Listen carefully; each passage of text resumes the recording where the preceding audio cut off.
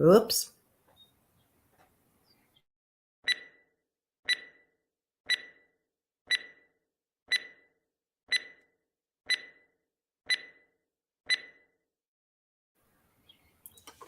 Hello and welcome again. My name is Jason Sire. I'm the co-host of The Profitable Manufacturer. And I'm Annette Delancey, also a co-host. Yep.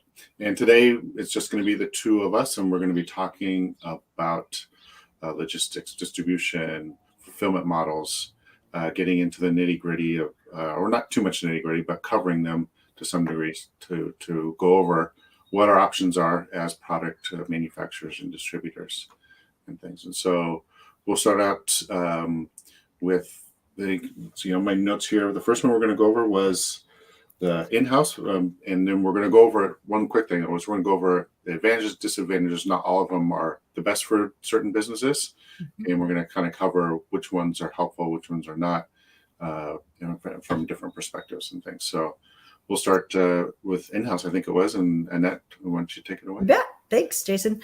So again, I'm the CEO of Cast Covers, which is a rock and fun manufacturing company based right here in the United States. We make fun and functional products for the orthopedic patient. And I've been in business for over 14 years, and I've gone through every single distribution fulfillment model. And the different phases of your business, you will want to incorporate these options. So there are three primary business models. The first one is in-house.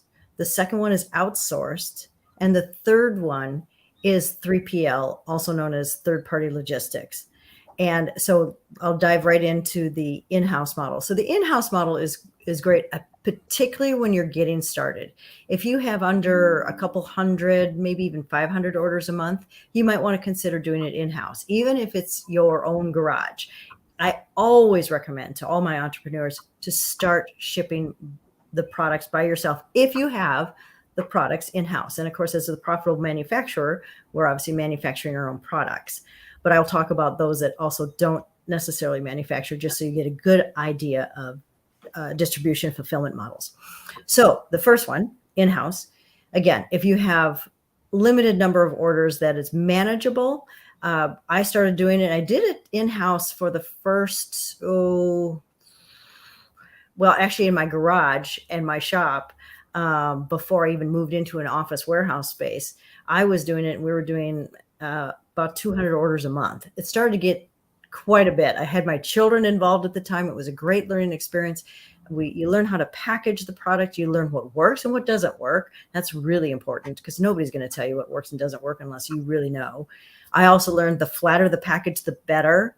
The consistent box and or mailing envelope is so important. Otherwise, you're going to have an array of different boxes, and you pull one and it's the wrong one, and then you're putting more items in. So the more consistency you can have, and that's part of the process and systems, different conversation, but important to keep in mind. So whenever you ship, try to ship it flat, try to ship it consistent. If you can't ship it flat, make sure it's consistent in terms of the packaging box, so you don't have to think about it. And so that's very important. In the in-house, you're going to have to have a printer. You're going to have a shipping platform. That would be like Shipping Easy or Shipping Station, any one of those.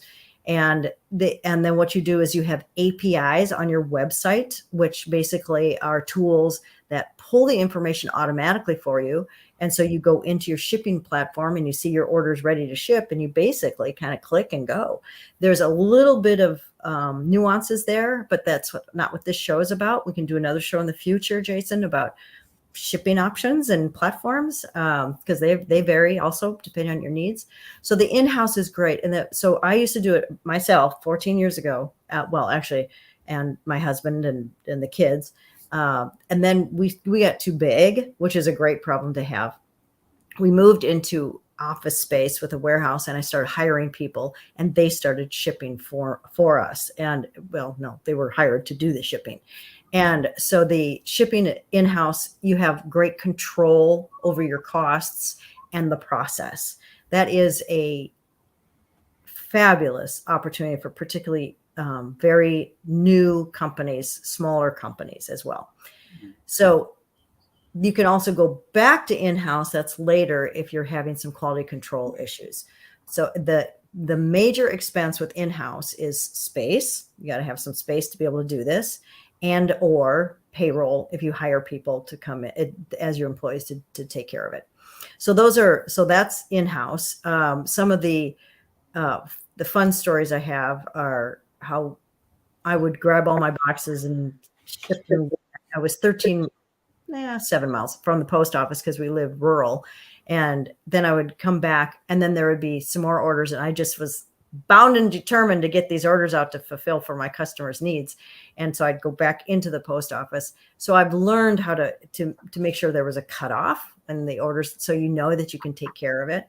You have to make sure that you have the right products to be able to print out your labels, to have the tape. You got to have all that.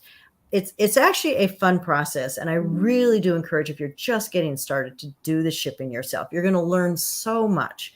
And you're going to also be able to identify the tracking with the shipping platform. You're going to see if the customers get it on time. You're going to see some trends, like are some packages taking longer than, and why is that? Maybe there wasn't enough shipping postage. There's a whole element of learning about your business and how your customers receive their products. Is it in good shape? Is it kind of a mangled box? How is it? And so this way you get to really understand. So when and if you ever do move into outsource and or 3PL, you can have a great conversation with those potential vendors. So those are a couple of things. Do you have any questions, or you want to add a couple stories about that, Jason, about in-house? Yeah, I think one thing I'll add to this is you mentioned about do it yourself for a little while. I think there's a lot of hidden knowledge in doing things. The term I would use is do things that don't scale in the beginning, because you gain a lot of knowledge to be able to make decisions in the future. If you don't have that experience, and again, it's not going to apply to everybody, but if all possible in the beginning, do some parts of it or the entire shipping process a few times on your own, because you're going to learn and be able to make decisions better along the way. And it's something we'll kind of circle back at the end of how to choose. There are some things that we'll share about how to choose, like you mentioned earlier about number of orders, as one of those things of have a checklist or something that you can develop to make decisions about when to make major decisions like this. Great. That's excellent. Okay. So I'm going to move into the outsource fulfillment options. And there's two. Drop shipping, but it doesn't really apply to manufacturing, because typically you manufacture your own products. Now, you could manufacture them off-site and then have a drop shipper, but the drop shipper in that case would be a 3PL. So I hope I don't confuse you, but if you're manufacturing in-house, you're in control of your manufacturing operations, then an outsourced fulfillment center is actually somebody like Amazon FBA, Fulfillment by Amazon. A lot of people are not familiar that Amazon FBA offers the services of actually packaging your product. So you could just send your product in, and then of course you'll have to send in your packaging materials, any type of promotional flyers or anything like that. And they will actually package it for you for a cost, but it's worth it to look at it. And I'm not even going to get into cost, because it's huge variable depending on the weight, the size, the complexity of putting together the packaging. So Amazon FBA is an option, especially if you just don't want to do that, and or the manufacturing is offsite. So let's say that you manufacture overseas, offshore, near shore. You can actually have it sent into Amazon, and they will do the packaging for you. So it's something to investigate. It's very easy to find on your Seller Central page. And in fact, all your inventory listings has the option, when you're shipping it in, is Amazon going to ship or package for you every single time you ship something in. And of course, I always say no, because mine is already packaged. But there's a fee, and just check it out. It may be something you like. Again, though, I really caution you. How do I say this kindly? Amazon employees are definitely compensated based on speed and efficiency.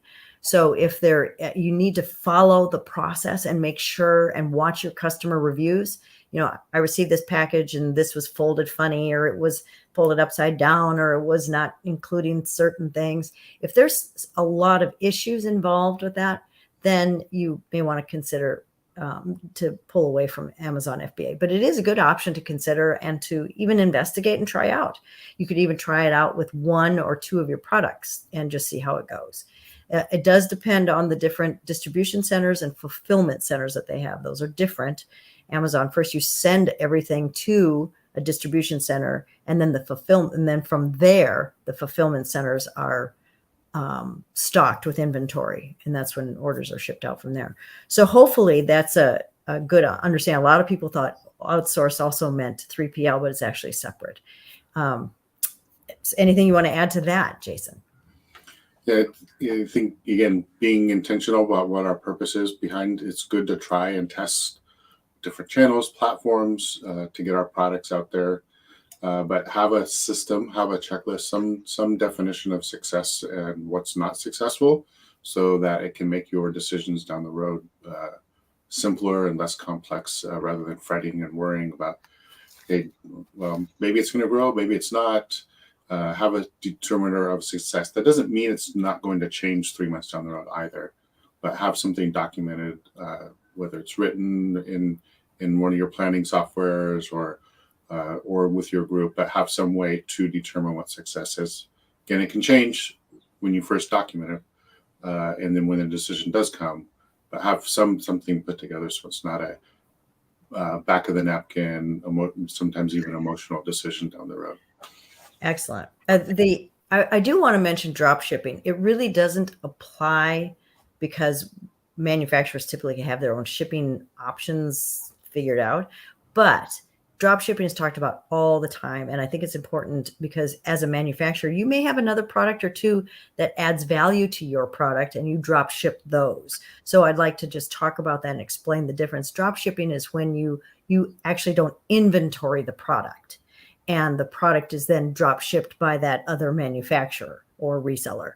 And wow, does that talk about variety of pricing? And there are some, it's an expensive option, but it is absolutely workable if you don't have room for the inventory. So if it's a big item like a kayak or something, yeah, you might want to consider drop shipping that because inventorying that product adds to your costs. But if it's a small product like socks or something, perhaps you want to consider bringing it in-house and or to your 3PL. So drop shipping is in that it just varies widely. The pricing changes often. You have to really pay attention. And there's so many different variables involved depending on the shipping speed, the shipping packaging, the turnaround time, any kind of personalization or customization of the packaging. All of that is very important. It doesn't mean you can't get it done, but drop shippers there's good drop shippers and there's bad drop shippers. And so you just have to do your research. And as Jason says, and he says all the time, which I completely agree, your success metrics, what makes it successful for you, and make sure you have those in place before you commit. And so you get that identified with the vendor. And so I just want to talk about drop shipping. And then if you want to add something, then we can move into 3PL. If you want to add something about drop shipping, Jason? No, I think you covered it pretty well. What we've seen from the reseller perspective is it's a good way, at least expensive way, less capital intensive way to enter e-commerce or being a reseller.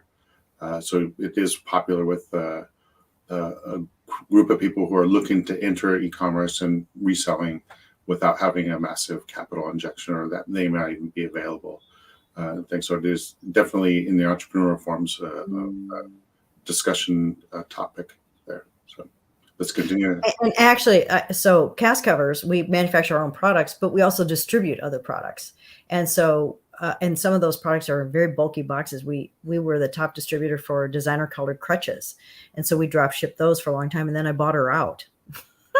And then I've got some waterproof products, and because those are either rubber or polypropylene, I decided to not manufacture that. And just because there was enough quality product on the market, I just have those either drop shipped or inventory. I've changed depending on the ebb and flow of my business. So there's value in drop shipping when and if it's necessary to grow your business, add value to your customers. And that might be a good topic in the future as well, as acquisitions, growth by acquisition, and how those opportunities, it's not just the traditional buying and selling entire business in the sense of a financial investment. It's also can be a big strategic method channel for growth especially like you described that product that was crutches. You said designer crutches. Designer colored crutches. Yeah, that's a perfect complement to your product's offering. And when the manufacturer that probably, hey, they either want to get out or they're looking to do something else, that's where those strategic acquisitions can play a big part of growth without a lot of leverage or other things. And it's so compatible that the chances of execution failure are dramatically dropped because you've already been carrying the product and things. So that's probably another one of our discussion topics in the future, I think. That'd be great. Okay. And then let's talk about 3PL. So it's 3P, capital P, capital L, third-party logistics. Thank you. And third-party logistics is typically a firm. This is what they do. All they do is inventory their clients' products and ship them out. And so they are responsible for the packaging, the shipping, the postal costs, the inventory of your product, everything. So you can actually manufacture a product somewhere else, have it shipped to a 3PL, and have the 3PL ship it, and you never touch it, ever. I mean, it's very, very possible. There are costs associated with this, so you do have to identify that and weigh the balance of that. 3PL organizations, there are a plethora of them out there. Some of them very large names like Rakuten, Big Sky is another one I'm familiar with. I'm trying to think if there's one more that I'm thinking of. And then there's many mom and pops, and I like the mom and pops because they seem to have a lot more personal attention. What they're lacking is some of the technology that makes it more efficient. The barcode scanning, giving you reports daily that are all automatic. The API reports, all of those are so that, and they really do help process your business more quickly if you have those options available to you. The costs involved with 3PL can be steep. And if you have, it just depends on the product. Again, if you look at the difference between a kayak and my product, which is in a very skinny, narrow, doesn't weigh much sleeve of product, it's cast cover. So it's just think of like a sleeve for your cast, sock for your leg cast.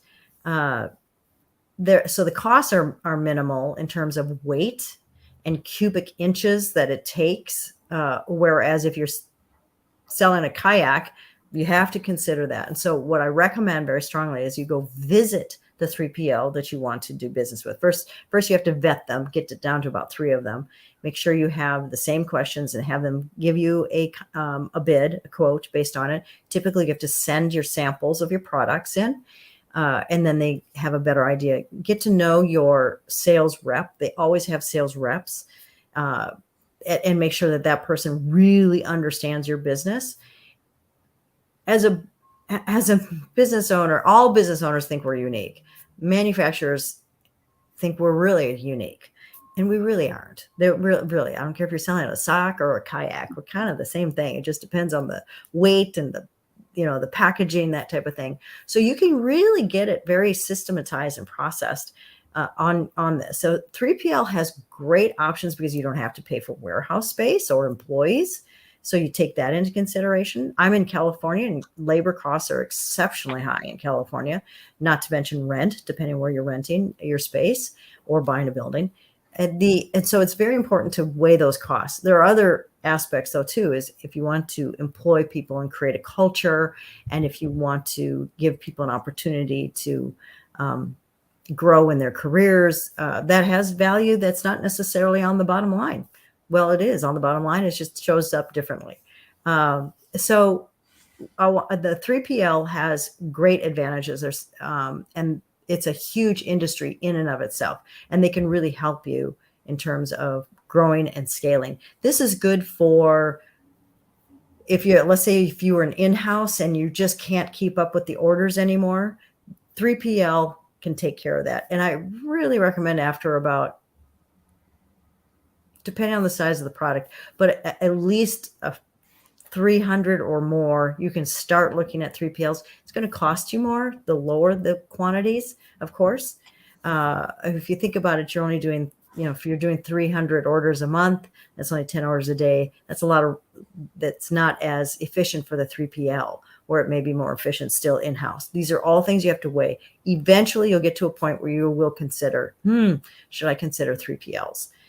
So hopefully that was a good broad stroke introduction into 3PLs. Yeah. I think kind of circling back at a higher level, looking at these different options, some of the bigger factors in the decision making is capital resources and labor resources available to execute. So if either of those are deficient, and outsourced or 3PLs are going to be one of the options to strongly consider.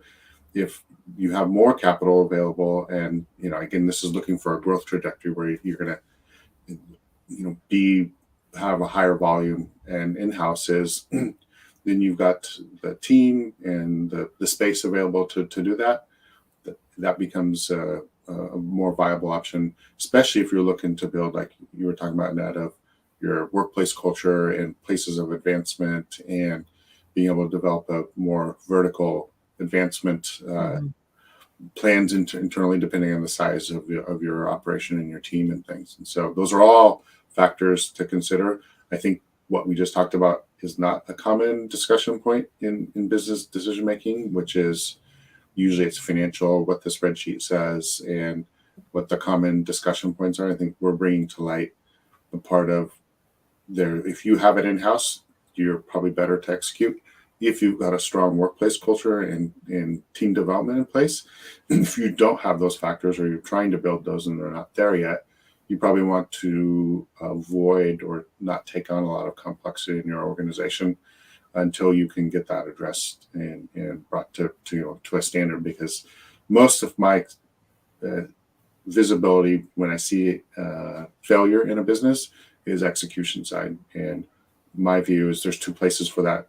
It all starts at leadership, but the workplace culture is usually the biggest determiner of how or where that execution risk arises and things. So not a common topic, but I think it's an important part of your process of thinking and of how to approach these different options. I wholeheartedly agree. We should have that. Just creating a culture in a manufacturing organization, we should have a whole segment on that, if not two or three. Especially now that manufacturing is starting to be the darling in the United States again. But the one thing that I wanted to is offer up as the example of my business. So again, Cast Covers has been in business for 14 years.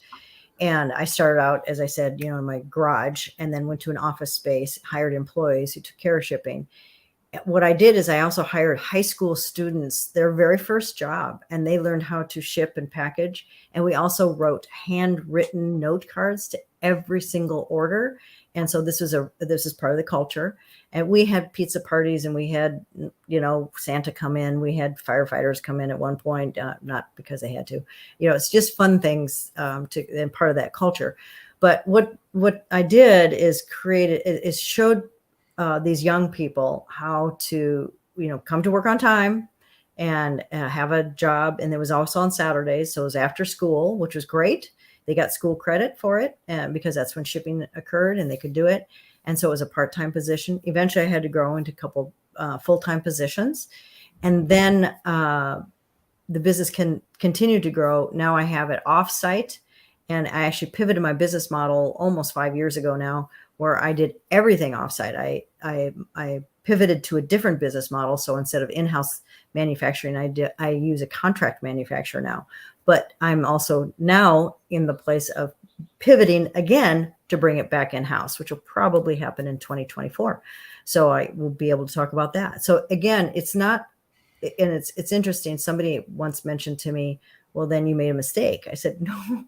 And this is somebody who didn't understand about business. I said, no, actually you pivot. Is this when you change and you evolve? It's really important that it's just kind of like your stocks. When you buy stocks, you don't just buy them and leave them. You got to kind of keep looking at them every once in a while. So you do have to look if your systems are working and if they're working for you.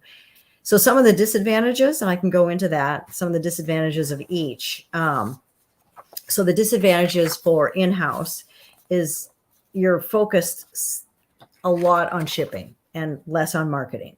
But it's so you're not focusing on some other bigger picture opportunities, possibly growth opportunities. And you can't keep up with the rising order volumes. That's a very important part. and you're starting to make massive investments in your own infrastructure, and so it's quite possible in-house fulfillment is no longer working for your business with the systems that you have set up. You may have to add more people, add more systems, that type of thing. There's barcode scanners that we can talk about someday. You don't need barcode scanners right away. If you're selling on Amazon, they provide you the barcodes. How cool is that? And you just print them out and slap them on the right product. Don't ever put the wrong barcodes on the wrong product. Don't do that. And then, so those are some disadvantages to in-house. I personally love in-house. Personally, that's my personal bias, by the way, just because of the culture you can create. But that's my personal bias. And then drop shipping. I just want to mention a couple disadvantages. It's very difficult to experiment with new products because you have to bring it in and then set that up with the, let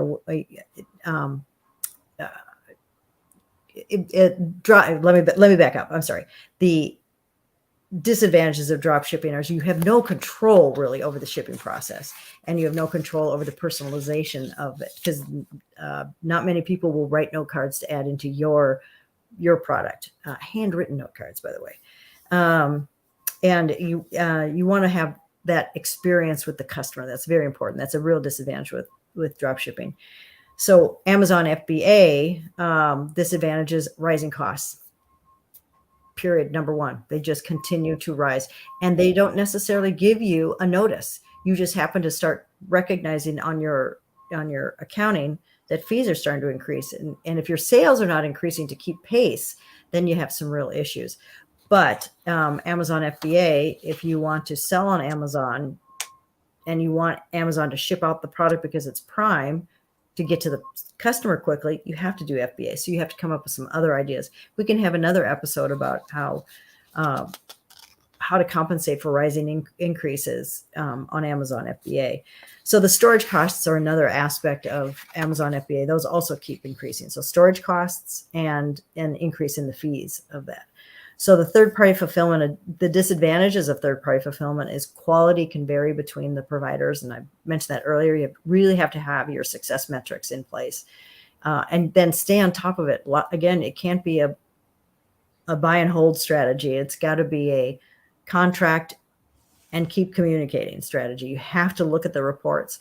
I know of a colleague of mine who has a company, and all of a sudden they weren't getting any reviews, and they were getting some emails, where's my product?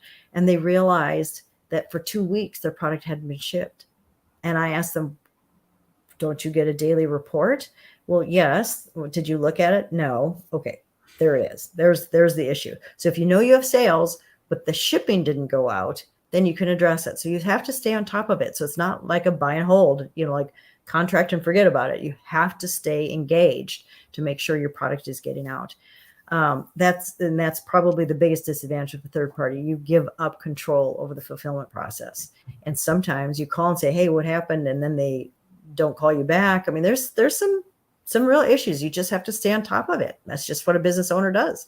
And or depending on the how large your organization is, whoever's in charge of distribution and fulfillment. So hopefully that is helpful. And do you want to add something, Jason, or ask me some questions? Yeah, there's a lot to unpack and think about. And these are really important decisions to consider. Many of us are, and rightly so, on the product, thinking about the product itself, the quality, the service level. And that's where I want to kind of phone in on. Like you, I'm probably more biased towards the in-house of it, just because it gives me more opportunities to add value in that process. If I have it outsourced or 3PL, I have less influence on making modifications to increase service level, experience level. The more that I have in-house, the more that I can tinker with that and adjust as the market conditions may dictate, or that we want to increase the the value of our offerings and things. And so I'm going to be more biased towards that. Again, capital considerations, labor considerations are a big important part of that. But let's not forget about the people part of it, because that gives us more opportunities. The more we have in-house, the more that we can tinker and make those changes easier than trying to talk to our 3PL or some other outside vendor. They've got a business to run, and they've got things that they're focused on. You're one of the pieces of the puzzle to them, but not the only one. You may have a major component, or usually we're going to be a much smaller component, most of us. And we're not going to have that influence, and nor should we. I mean, they got bigger clients to serve, and that's where their focus is going to be. And, rightly or wrongly, that's the way it is. And so the more that we can take some of those responsibilities on ourselves, the more we can tinker with it and increase the value of our offerings to our clients, whatever our product niches. The other thing that's a benefit to having it in-house is and we've touched on this, is the creativity. It's the personalization. So many times so marketing is kind of my easy to go to spot for me. So Christmas, we decide to put our orders in normally in a priority mail envelope, United States Postal Service. And I decided one December, let's just wrap them in red and green tissue paper.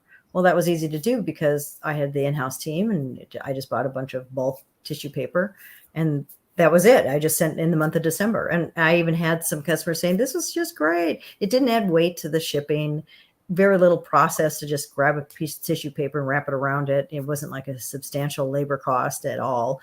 And it added value, and it was fun for the employees as well, something different. I remember another time somebody said that this is for their son's birthday, and he was in a cast or something. So we, as much as people don't like it, we put some confetti in the envelope, just a little bit, but it was just something to, and then the card said happy birthday. So there was elements to that. So you can't do that with a 3PL.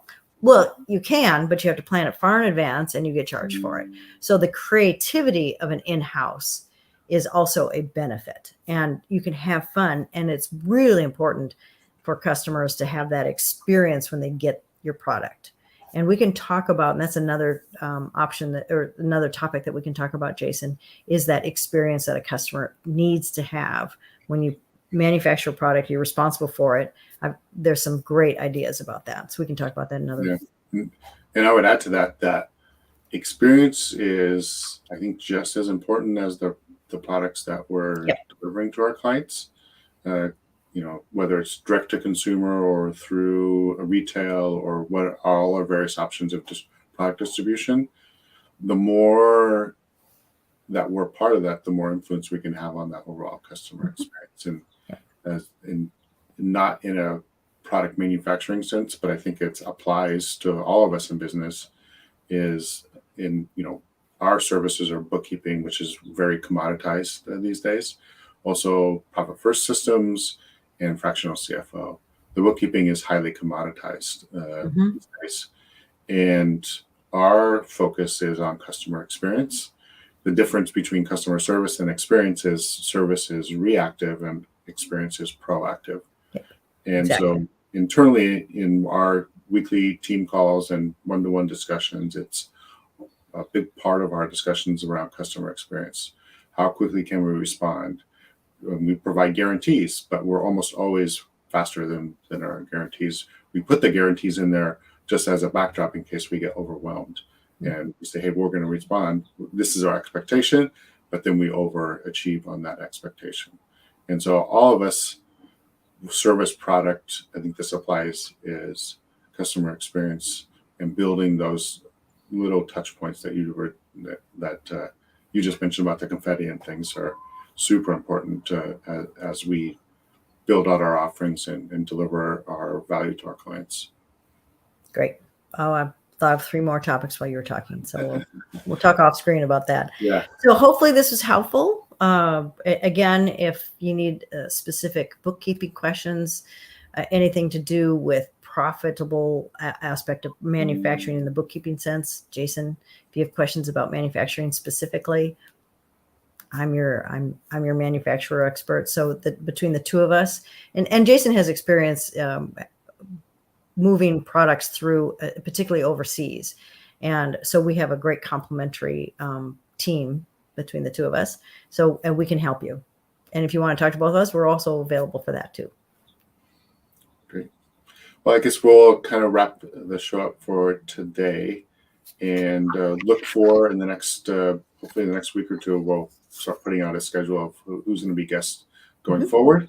And then if you have topics that you'd like us to cover that haven't been covered, let us know. Yes, please. We're kind of getting better and better organized ourselves, and we'll be looking for feedback from our audience of topics and things that they would like to hear from us. So Great. Any last words, Annette, before we wrap up today? Just know that your fulfillment is critical to the success of your organization. Yeah, totally agree with that. So, well, with that, we'll end up today's show and look forward to chatting with or talking with you all next week, next Monday, 9 a.m. Pacific. Thanks. Okay. Bye. Thank you.